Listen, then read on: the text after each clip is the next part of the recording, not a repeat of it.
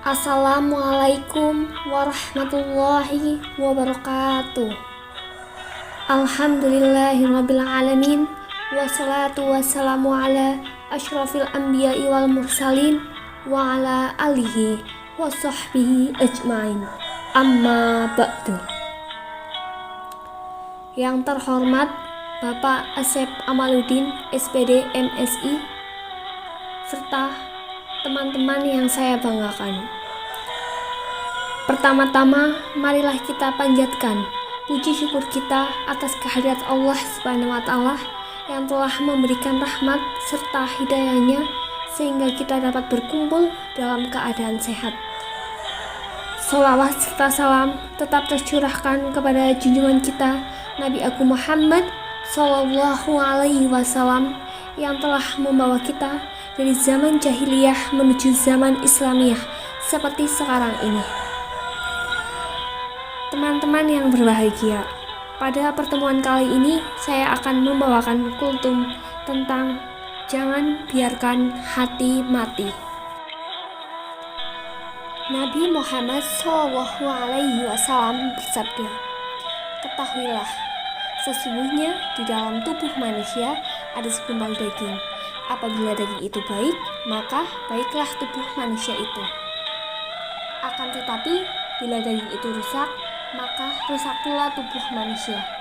Ketahuilah bahwa sesungguhnya segumpal daging itu adalah hati." Hadis riwayat Bukhari dan Muslim. Sementara itu, hati dibagi ke dalam 3 golongan. Yang pertama, hati yang sehat dan selamat, yaitu hati yang selamat sebagaimana yang telah disebutkan dalam Al-Quran. Allah berfirman, yaitu di hari harta dan anak-anak laki-laki tidak berguna, kecuali orang-orang yang menghadap Allah dengan hati yang bersih. Quran Surat Asy-Syura ayat 88-89. Adapun pengertian dari hati yang selamat di sini adalah hati yang selamat dari syahwat yang menyelisihi perintah dan larangan Allah, selamat dari syubhat, kerancuan yang bertolak belakang dengan kebaikan. Yang kedua ada hati yang telah mati, yaitu hati yang bertolak belakang dengan hati yang sehat dan selamat. Hati yang sama sekali tidak mengenal Rabb-Nya, tidak mau beribadah dengan perintahnya, hati yang tidak mau mencintai dan tidak ridho kepadanya. Dia berada dalam kubangan syahwat, dia bergelimang di dalamnya, dan dia tidak peduli akan kemurkaan dan kemarahan Allah. Yang ketiga, hati yang sakit. Yang dimaksud hati yang sakit adalah hati yang masih ada secercah cahaya kehidupan, tetapi terkadang terkotori dengan penyakit yang menimpanya. Dalam hati ini terdapat keimanan dan kecintaan kepada Allah, ikhlas dan tawakal kepadanya. Inilah yang masih membuat hati tersebut hidup. Akan tetapi kecintaannya kepada syahwat dan dia lebih mendahulukannya, lalu berusaha mendapatkannya. Hasad, sombong, dan ujub merupakan hal yang menyebabkan ia hancur dan binasa. Ada beberapa faktor penyebab sakitnya hati. Yang pertama, banyak bicara. Apa sih hubungan lisan dan hati? Lisan adalah duta hati. Islam mengajarkan umatnya untuk bicara yang baik. Jika tidak bisa, maka diam. Sebab keimanan seseorang terkait erat dengan sejauh mana seseorang itu menjaga lisannya. Rasulullah Shallallahu Alaihi Wasallam bersabda, "Barang siapa yang beriman kepada Allah dan hari akhir, hendaklah dia berkata benar atau diam." Hadis riwayat Muslim, Baihaqi dan lainnya.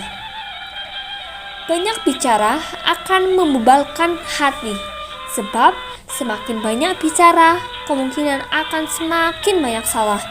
Ibrahim At-Tami berkata, "Seorang mukmin ketika hendak berbicara, ia berpikir dahulu. Jika bermanfaat, dia ucapkan, dan jika tidak, maka tidak diucapkan. Sedangkan orang durhaka, sesungguhnya lisannya mengalir saja." Sayangnya, masyarakat kita memiliki budaya lebih banyak bicara, bahkan bicara yang negatif, dari gibah, gosip, mengolok-olok, dan menertawakan orang lain. Bahkan, program hiburan di TV selalu diisi oleh hal-hal tersebut. Yang kedua, banyak tertawa. Tertawa bukan hal yang dilarang. Rasulullah sendiri pernah tertawa, namun itu dilakukan sewajarnya. Karena itu ditegaskan di awal bahwa beliau banyak menangis dan sedikit tertawa. Tentu saja, jika ingin melembutkan hati yang pangkal, memudahkan menangis karena Allah, seseorang harus mengurangi tertawa. Rasulullah Shallallahu Alaihi Wasallam bersabda, banyak tertawa itu mematikan hati. Hadis riwayat Ahmad.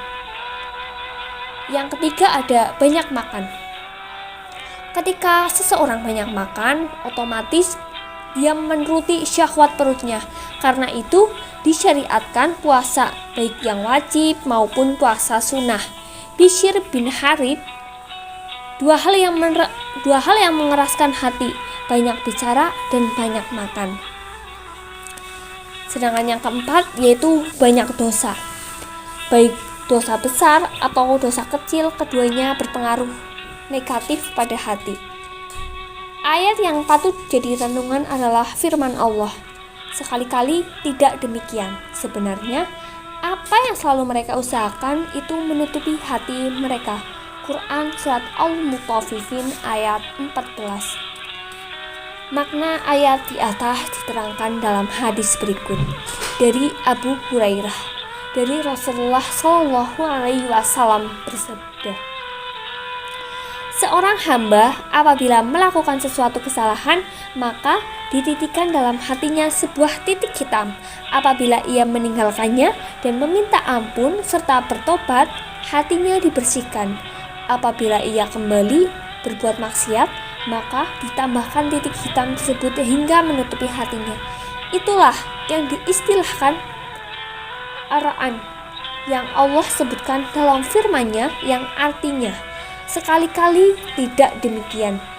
Sebenarnya apa yang selalu mereka usahakan itu menutupi hati mereka. Hadis riwayat Tirmizi. Yang terakhir, teman buruk. Sebagian ulama salaf berkata, kerasnya hati karena 4 hal: melampaui batas, makan, tidur, bicara, pergaulan. Rasulullah Shallallahu Alaihi Wasallam bersabda, seorang itu tergantung kepada agama teman dekatnya. Maka hendaklah seorang melihat siapa yang dijadikan teman dekatnya. Hadis riwayat Ahmad, Tirmizi, Abu Daud, dihasankan oleh Al-Albani. Lalu bagaimana sih menjadikan hati itu agar tetap hidup? Ketahuilah bahwa hati yang hidup atau hati yang sehat hanya akan diperoleh dengan ilmu dan ikhtiar usaha. Adapun usaha tersebut yang bisa dilakukan untuk menjadikan hati tetap hidup adalah yang pertama, zikir dan tilawatil Quran. Dengan zikir atau menyebut dan mengingat Allah, bagi seorang hamba manfaatnya sangatlah besar. Sebagaimana dia berfirman, ingatlah, hanya dengan selalu mengingat Allah, hati menjadi tentram. Quran Surat Ar-Ra'd ayat 28. Yang kedua, beristighfar. Hakikat istighfar adalah untuk memohon maghfirah, ampunan, dan batasan maghfirah adalah penjagaan dari keburukan yang diakibatkan dari dosa-dosa. Dan barang siapa yang meminta ampun kepadanya selama memenuhi syaratnya, pasti Allah akan memberikan ampunan. Dan barang siapa yang mengerjakan kejahatan dan menganiaya dirinya, kemudian ia meminta ampun kepada Allah, niscaya ia akan mendapati Allah Maha Pengampun lagi Maha Penyayang. Quran Surat An-Nisa ayat 110. Yang ketiga, berdoa. Allah berfirman, berdoalah kepadaku, niscaya aku perkenankan bagimu. Quran Surat Al-Mu'min ayat 60. Doa termasuk salah satu sebab yang mampu menyehatkan hati. Rasulullah, orang yang hatinya terjaga dan paling bersih pun senantiasa berdoa kepada Allah perihal hati, seperti ya Allah, aku berlindung kepadamu dari kejahatan hatiku. Dalam doanya yang lain, ya Allah, jadikanlah aku cahaya penerang dalam hatiku. Atau yang sering kita dengar, wahai Zat yang membolak-balikan hati, teguhkanlah hati kami dalam agamamu. Yang keempat, bersolawat kepada Nabi Muhammad. Allah bersolawat, menyebut dan memuji di hadapan para malaikat 10 kali. Bagi orang bersolawat kepada Rasulnya sekali. Rasulullah bersabda, barang siapa yang bersolawat untuk satu kali, maka Allah akan bersolawat 10 kali lipat. Hadis riwayat Muslim. Kemudian yang kelima, qiyamul lail. Jika seseorang tetap melakukan sholat malam, maka wajahnya akan bercahaya dan dia juga akan merasakan kenikmatan beribadah dalam hatinya. Yang keenam, mencari ilmu syar'i. Karena dengan memahami ilmu agama akan tumbuh rasa takut kepada Allah yang mampu menjaga kita. Yang ketujuh, berteman dengan orang-orang soleh.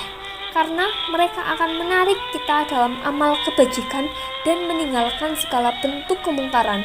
Mereka akan senantiasa mengingatkan kita kepada Allah. Demikianlah apa yang dapat saya sampaikan pada pertemuan kali ini. Apabila banyak kesalahan, mohon maaf. Wabillahi taufiq wal hidayah. Wassalamualaikum warahmatullahi wabarakatuh.